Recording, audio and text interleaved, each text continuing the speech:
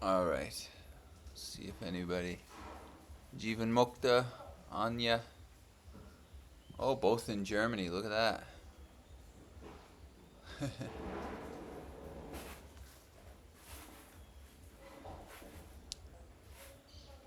All right. Anya, welcome. Where in Germany are you at? Mulheim. Mulheim. And Jivan Mukta's in Munich. Nice. I think a Course in Miracles, there's a thing called A Course in Miracles. And that's quite popular in Germany. So I don't know, maybe the philosophy of, for the message or whatever of not to is quite popular in Germany. But I know there's a bunch of teachers of A Course in Miracles there. Course in Miracles has this beautiful thing in it. It says, you and I only see the past. And it's kind of like this beautiful nod in a way to like the cause and effect, or the idea of conditioning that goes with the head. You and I only see the past. So while you sit here, now the brain, the mental system is constantly interpreting what's happening, but it's only interpreting it from the past, because the mental system can only know past knowledge. Yeah. So you and I can only see the past is if you're identified with the body and the mental system. If you're identified with that system which is talking to you through thoughts, let's say, all day, you are essentially only seeing the past. So there's events happening right now, but as soon as the brain gets a hold of them, it's interpreting that from a past. In a way, the brain like washes away the newness of experience with its constant interpretation. Mm-hmm. That's why Zen, they have that thing, the beginner's mind. But to me, the beginner's mind is what you are. Yeah? I'm pretty sure that's what they're saying in Zen. The beginner's mind is what you are. The mental system is not going to become a beginner's mind because it can only see the past.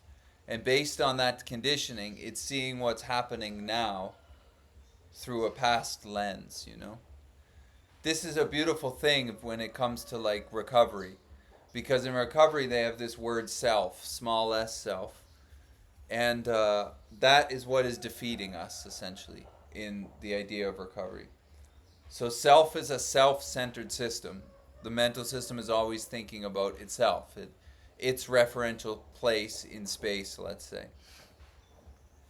So how is it defeating us? Because it only sees the past. So there can be events happening right now in your life, yeah? And those can be totally blanked out with the past view that I'm less than, let's say. Hmm. So there's events happening and deeds are being done. uh, but if your head only sees the past, it's only interpreting what's happening now through that past lens. So if you're identified with the thought process, then you're essentially living through a past lens. That lens can be make things quite difficult.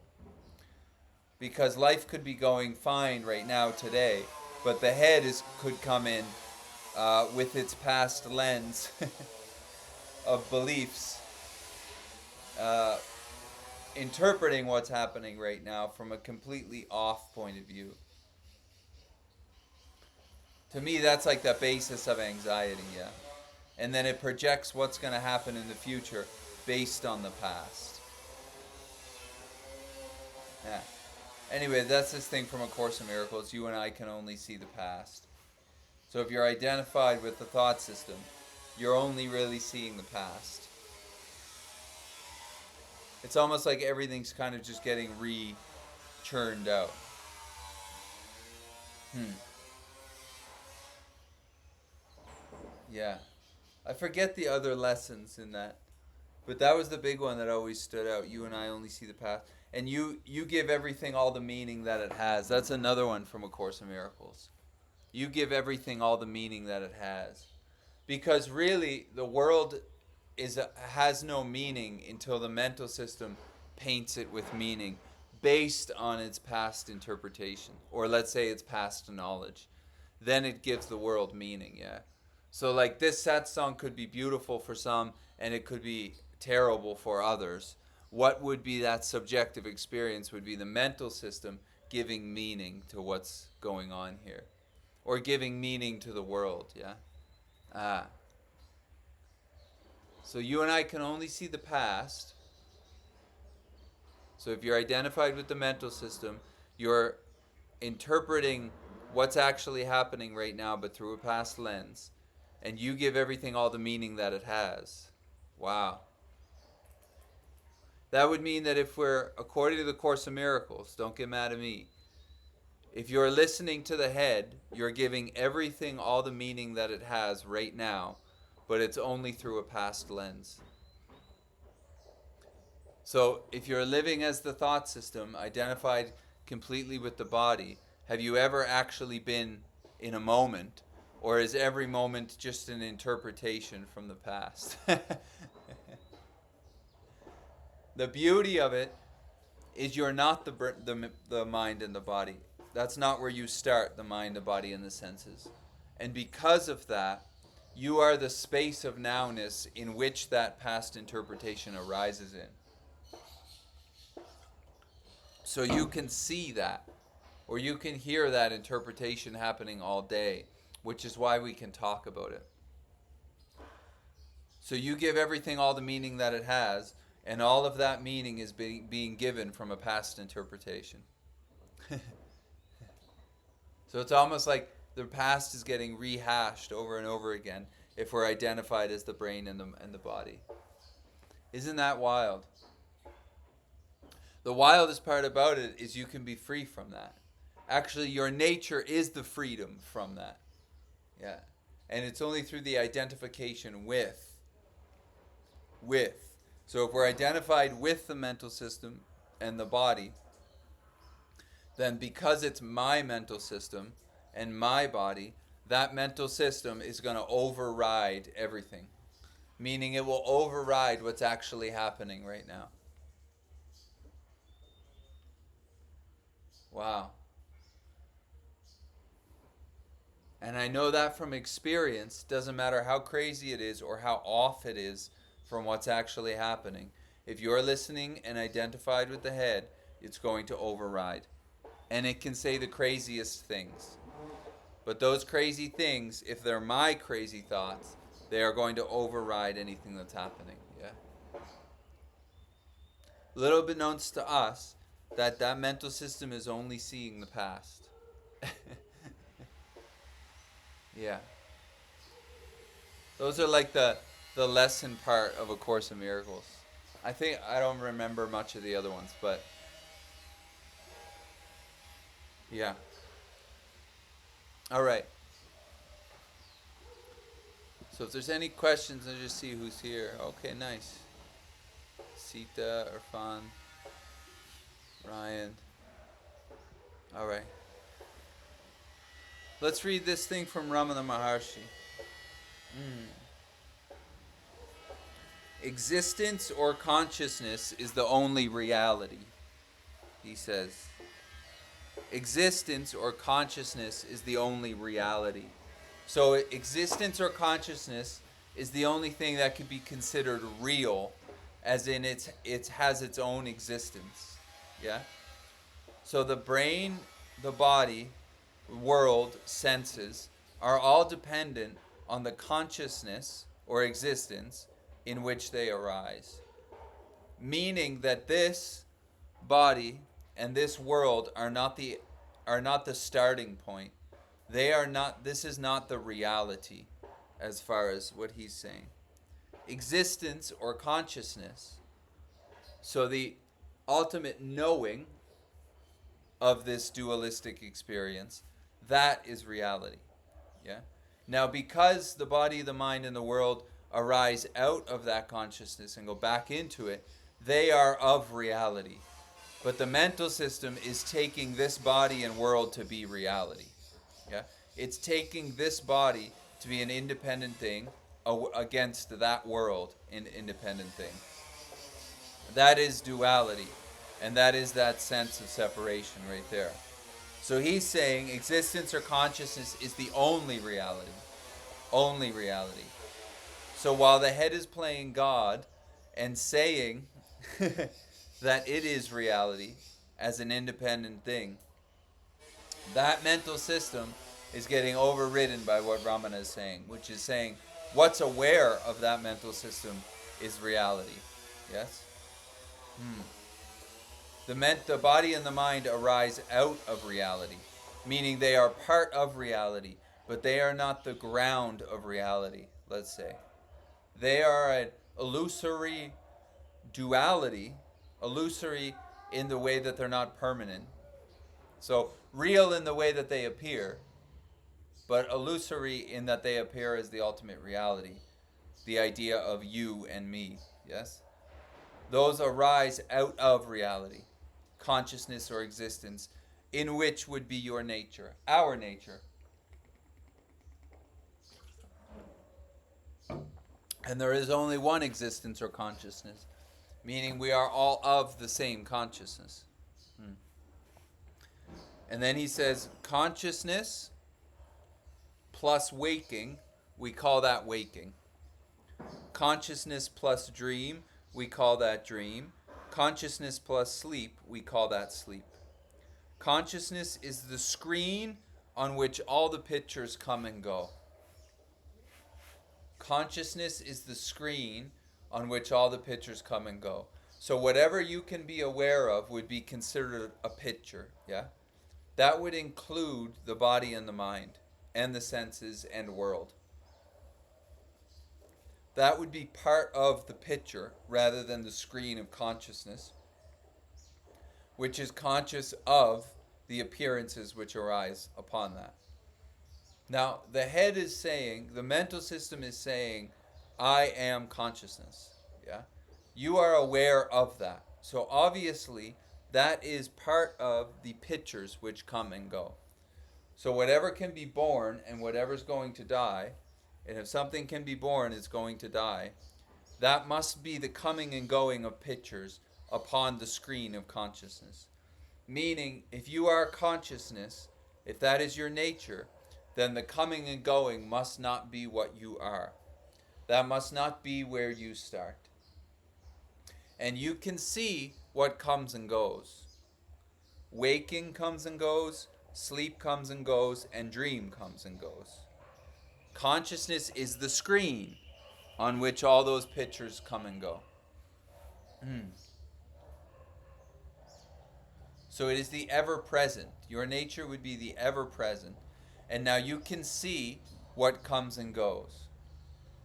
So obviously body is coming and going. Yeah. You are aware of body. You are aware of the senses. Eyes, ears, nose, mouth. Eyes, ears, nose, mouth, sense of touch, and then there's, let's say, thinking, yeah. You're aware of the thinking coming and going. Now the thinking, if it becomes mental anxiety, it doesn't actually seem to go. It just seems to keep going. It never, let's say, dissipates or whatever. But when you go to sleep at night, it does dissipate. Yeah? So obviously the thoughts are coming and going. And then the one who is aware of those thoughts, the me thought, that also comes and goes as you go to sleep. So you are the screen on which all of the coming and going happens on, let's say. Or within, for lack of a better term. That's good news because the coming and going can get quite frantic. So really, the thing of not two is to see what pops up as two-ness, which you can be aware of because you can hear two-ness happening in the mental system.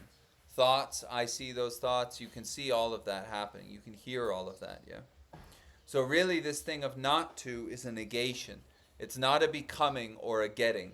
It's a negating of what you're aware of. Now the mental system is taking what you're aware of to be the positive, meaning it's taking the body and the brain to be reality. But you're aware of that mental system doing that. So rather than the movement being a positive, an affirmation of that, now it's a negation. It's not a destruction or a denial. It's simply a negation of two-ness as being your nature. Yeah? Because two-ness comes and goes. Duality comes and goes.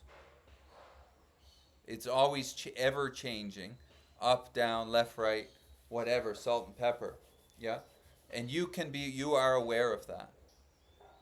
Now the mental system doesn't agree with that.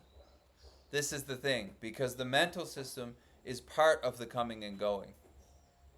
Yeah? But it's not taking itself to be that. It's taking itself to be the reality. That's why you and I can never get this message. You see what's trying to get it, and that gets negated. That, in a way, would be the getting of it. Yeah. It's not like the mental system goes, "Oh, I got it," and then that's it. Yeah. You and I don't get this message because what thinks it's got it is of the coming and going. And you are the screen which is aware of that coming and going. That is your nature. So it is about negating the coming and going, and you can only land back in your ultimate screenness. Mm-hmm. So then he says, the screen is real. The pictures are mere shadows on it. The screen is real. So consciousness is reality. And then there's images, let's say, popping up and dissipating from that reality. Mm. So if you go back to the sky analogy, there's clouds developing in the sky and there's clouds dissipating in the sky, but that never changes the skyness of it. Yes? So the pictures are mere shadows on the screen. But the shadows are taking themselves to be the screen. Or they're playing God, which Ramana would say is actually a false God. Good. Because by long habit we have been regarding these three states, waking, sleep, and dream, as real, we call the state of mere awareness or consciousness the fourth. But there is no fourth, there's only one state. So, the three states of waking, sleep, and dream, he is saying, are of the unreal. They're being taken to be real through the identification with the body. So obviously it's the body. It's the body that is waking. It's the body that goes to sleep. And it's the body which is dreaming, yes? The head is taking that to be reality. But what knows that? The screen on which that cycle happens, yes? That itself is reality. The waking, sleeping, and dreaming cannot even appear without the reality in which they appear. So they cannot even happen without consciousness itself. So really, existence or consciousness is the only reality. This is beautiful because when you negate, when the body and the mind get negated, meaning they're met simply with a negative rather than being identified with as what you are, yeah, it simply becomes quite obvious that the sense of me is a sense that comes and goes. And that sense of me, which is really apparent through mostly thought, I feel. Thought, and then thought, when it says I, is obviously the body. So there's a sense that I am the body, yeah. But that I thought is unreal in the way that it comes and goes. There's no thing which is permanent called J inside of this, which is there, yeah? Which is a permanent thing independent from everything else. Even the thought me comes and goes. So really, the you and the me are thoughts. Those come and go, but something knows that they come and go. Let's say that's consciousness. Now he's saying existence or consciousness is the only reality, because everything else is coming and going. The beauty of that to me is that you can stop relying on what's coming and going. Because the mental system, like we were saying from the Course there, you and I only ever see the past. So it feels like I'm living right now, But as soon as the head starts interpreting now, it's seeing from the past. And it's giving all the meaning to what's happening right now from a past lens. So really, if you're listening to that, you're not living in the now. You're living in a past interpretation of the now. Once, if you see that's not you, yeah, or that's not where you start, you can give up on that past interpretation. That opens up like a whole new world, a whole new world, in a way.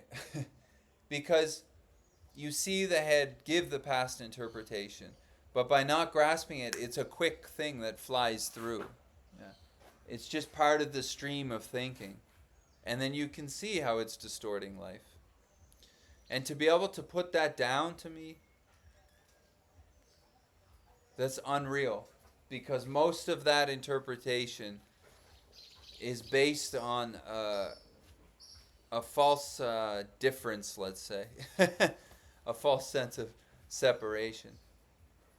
And that false sense of separation can become quite unsteady or uncomfortable, let's say. So for what he's existence or consciousness as being the only reality, to me that's like great news. Because the self that they're talking about in recovery in the big book, I feel, which is manifesting in this mental system, that self, to me, what they're talking about is a false self, like in psychology. So that's not even the sense of J. That sense of self, which is talking all day based on core beliefs which are made from the past, that is presenting a false interpretation, or let's say a distortion of J. So it's not like individuality J here right now. It's J but less than, and everything's J's fault, and J needs more money, and J needs more this and this, yeah? Based on these beliefs of being less than, or whatever the head is going to sell from that false sense of self.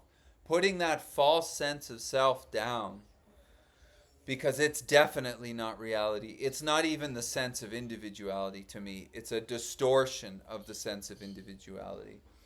So to not rely on that, you sit down into a sense of individuality. And then the distorted sense of individuality, which is the head always talking to you based on its core beliefs from the past, because the head can only see the past. To put that false sense of individuality down, yeah, to not listen to that, it sits you right down in the body as a sense of individuality. Now that sense of individuality is much easier and kinder and more confident to move through this life. That's still not where you start. That's still not consciousness or existence. That, let's say, pure sense of individuality arises out of consciousness, so it's part of the wholeness of everything, of course. But it is not the where you start, yeah? But it's way more comfortable as a body to walk through the world in an actual sense of individuality rather than the mental distortion of Jay or Anya or Jivan Mukta or whoever. Because that distorted false sense of self, that is really not only distorting this, but it's distorting that, meaning world. And it's got this thing fragmented like crazy. So this idea, this message that existence or consciousness is the only reality, that's really beautiful to me. Because right away, obviously you can see the mental system chirping all day. And what you can see must not be reality. Because the seeing of it would make it obvious that it's not reality, and it comes and goes. Yeah. So rather than being identified as that false sense of self when it's talking to you all day, i.e., these thoughts are my thoughts, the my being part of the thoughts, by the way, rather than identifying that, that's not even reality. So you put that down. You can stop listening to that. Yeah? And that is not even you, really, as an individual. That's a distorted sense. At least that's the taste that I get of it. It's a distorted, false sense of self. And I feel most people are operating under that false, distorted sense of self. So I can stop listening to that. That might sit me into a sense of individuality, which is much more direct. Then that sense of individuality can be negated.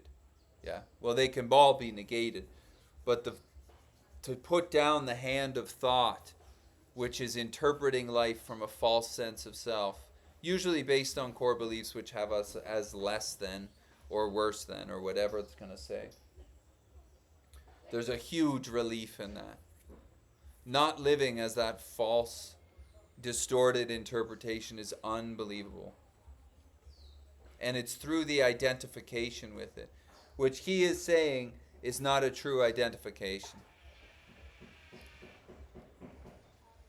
Because that false sense of self, when it's interpreting the world, it's taking itself to be God, meaning true. And it's not. And there's a sense that you're doing it, and that's also not true. It's a false sense of self conditioned from the past, and if you're listening to it, you're only seeing the past.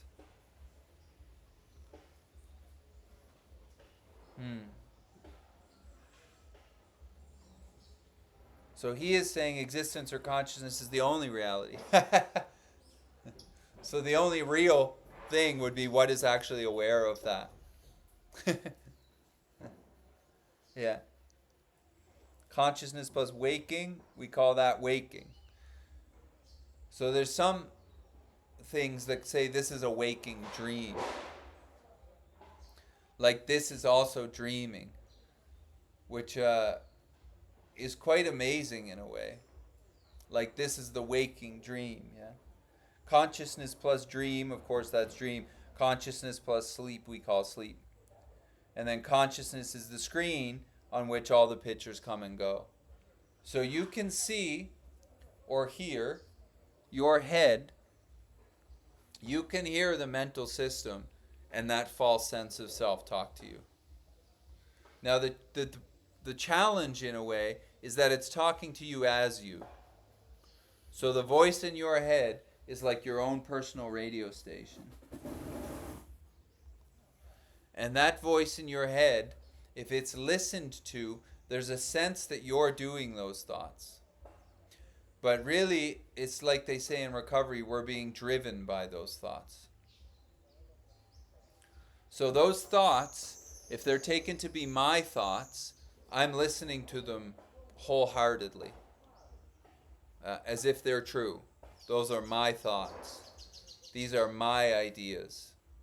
The my sticks you to the contents. But if all of the contents is conditioned and it's only seeing the past, then that sense of my and the sense that I'm doing that thinking, that would be a mistaken sense, according to what this would be saying. Yeah?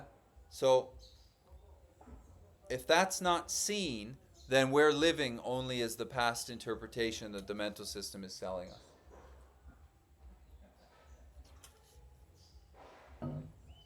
But that mental interpretation is happening, and then there's a sense of you being aware of it. That puts you in a position of two-ness, and this message is not two. So you're obviously not the mental interpretation, nor are you the sense of being the one who's seeing that mental interpretation. And if you investigate inside the body and look for that one who is viewing the mental interpretation, you won't find one. Because there is no one in there.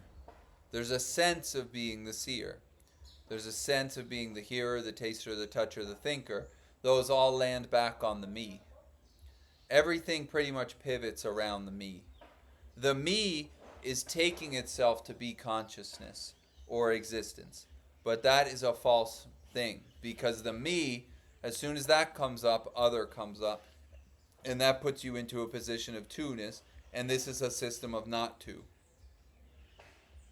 So rather than living as the me, that the me is saying I am the body, that this is a negation of that two-ness.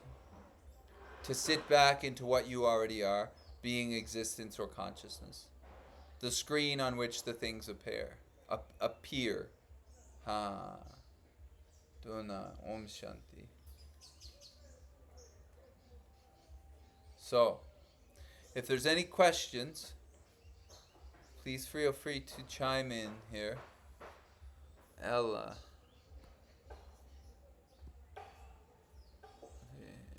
Okay. You can always go online on YouTube. There's tons of YouTube or the website or whatever. So if there's any questions, please feel free to put them in the chat.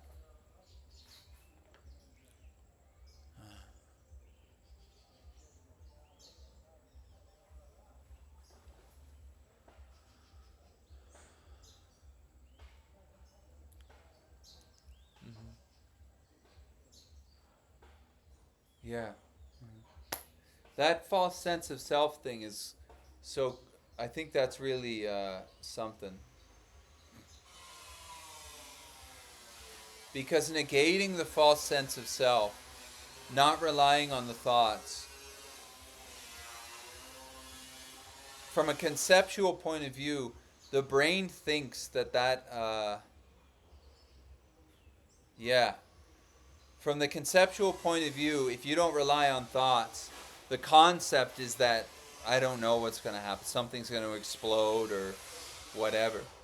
But if you don't rely on the thoughts and you negate the thinking and the idea of the thinker,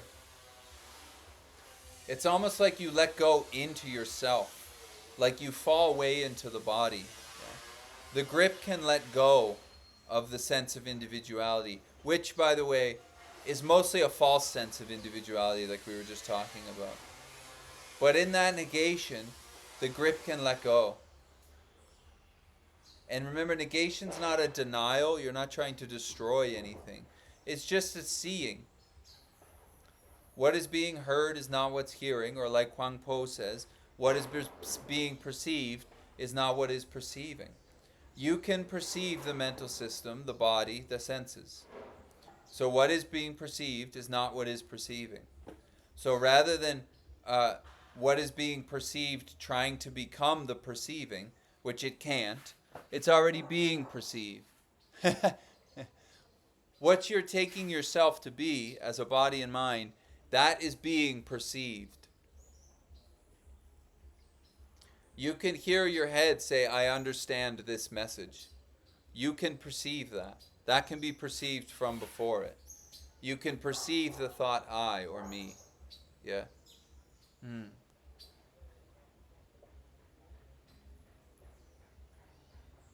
Yeah. That's great.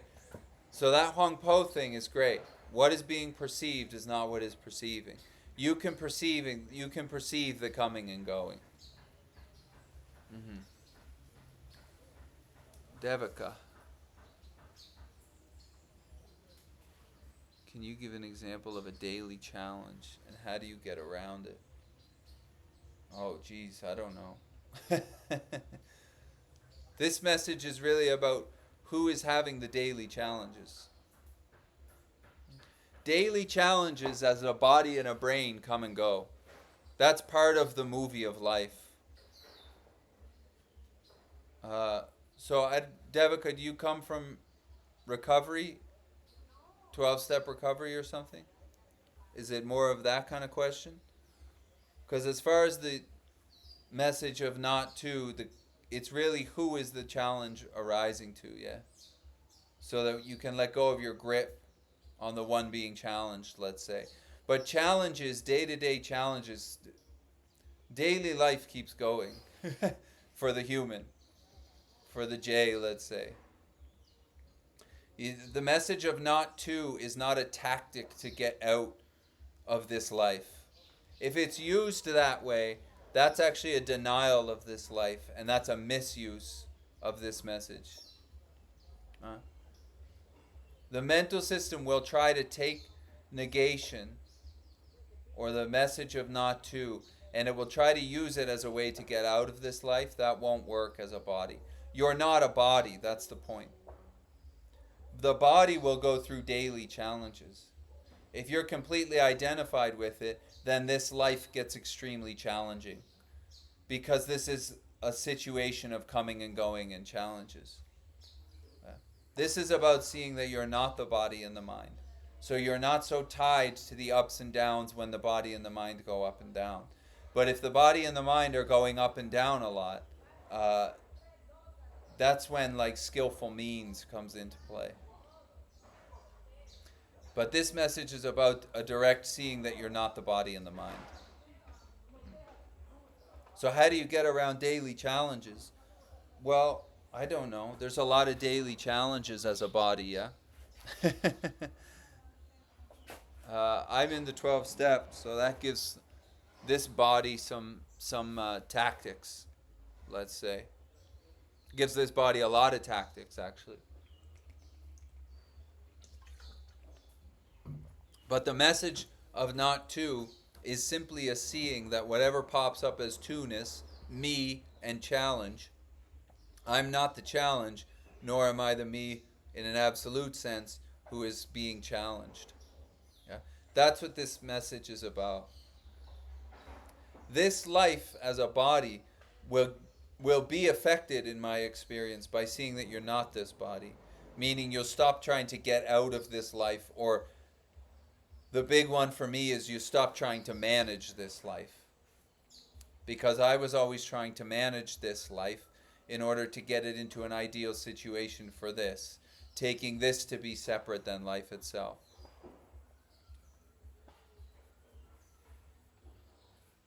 Ah. Managing doesn't work if you're in recovery. That's the point. Yeah.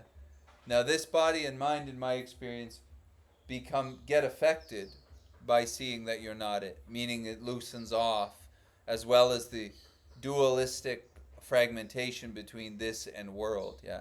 But this message to me is not about changing the body and the mind. It's a direct seeing that you are not the body and the mind.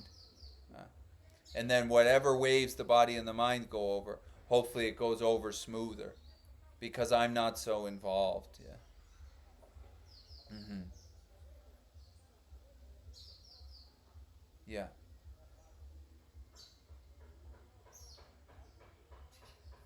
But the seeing of not being the knowledge of real existence being the only reality, and that being your nature. When you stop listening to the mental system, it quiets down a lot, which means the body quiets down a lot. And the body still goes through challenges, because this life goes up and down for sure. This life is a roller coaster, yeah. But when there's a lot less mental content and a lot less entangling with the happenings of the body and the mind, the volume's turned down. And the reality, consciousness and existence, is never touched by the events of the body and the mind and the world. Untouched by even the most obscene events that this body and mind can go through. That's one of the interesting things about the Bhagavad Gita, is the Bhagavad Gita is written in a period of war. Yeah. So it's all about love and oneness, let's say. Bhakti, jnana, karma yoga. But it's written in the time of war. And the whole message being, Arjuna, fight the war, because that is not your nature, that's just the role here in this roller coaster of body and mind and world. Mm-hmm. All right. Is there any other questions?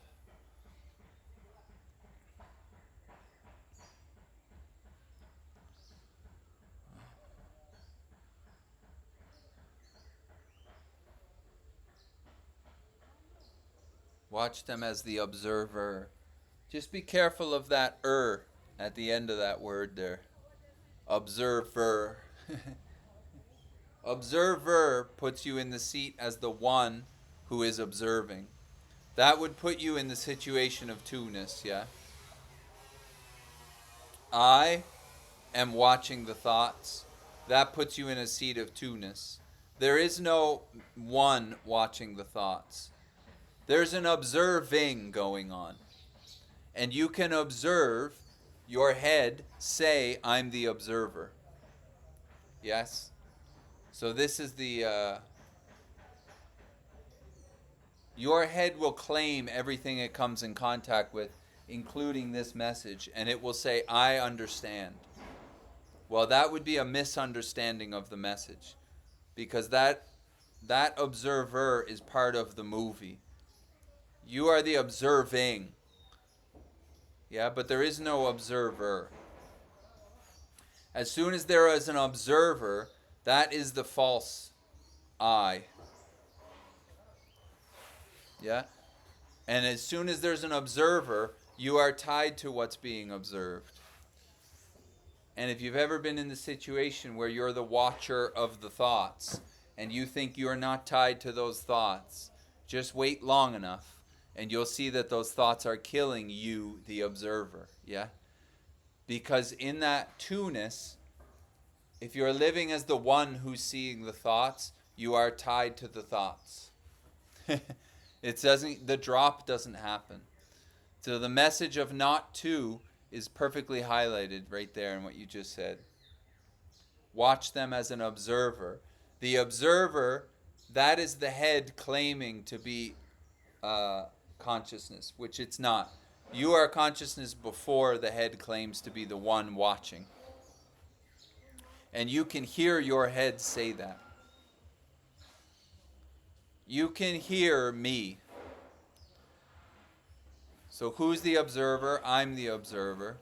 Well, find that I inside of your body, which you can't because it comes and goes as a thought.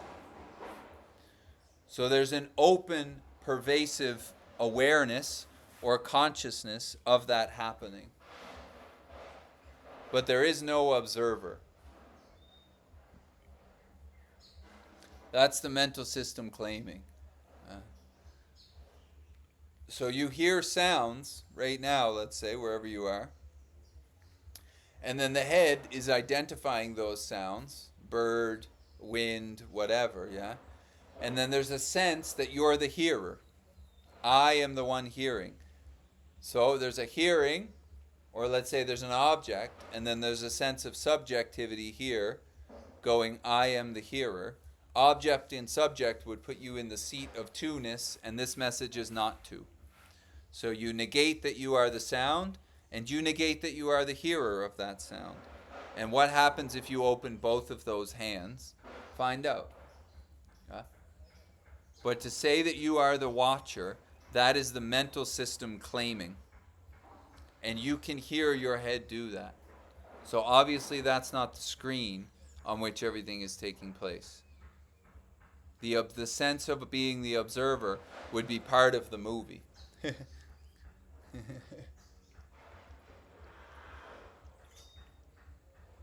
You and I are part of the movie as bodies.